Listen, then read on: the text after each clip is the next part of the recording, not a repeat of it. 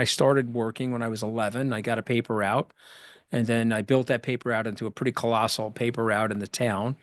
I had this idea that I went to my manager. I said, look, I need free papers on Wednesdays. Thursdays was what we called collect. You would knock on the doors of these middle-aged women. He'd ask them for money for the subscription to the newspaper, Long Island Newsday. And so I got free papers. I went up and down the apartment buildings in the town I was in, dropping off free papers for all these Irish and Italian women. And then on Thursday, I would knock on the door and say, hey, Mrs. O'Callaghan, did you like the paper? And they would you like to subscribe to it? I guilted them all into it, right? And so I had a pretty decent paper route. I probably had 40 or $50 a week coming in at the age of 12. And I used to split that with my mom, try to help her out, with the family's budget. And then I ended up as a stock boy at the local Key Food.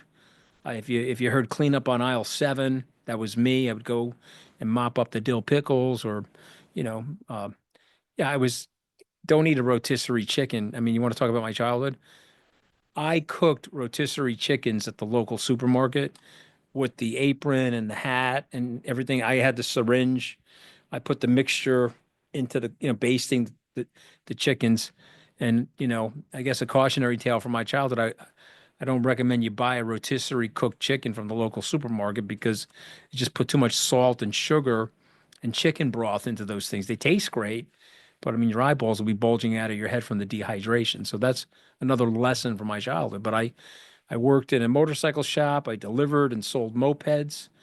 I learned how to drive when I was 14. I crashed the car when I was 15. It was a rough and tumble upbringing. My parents were not focused on education, so I'm sort of a big anomaly there. If you looked at my cousins, my brother went to college. He was the only one. There's 16 or 17 of my cousins. Very few went to college.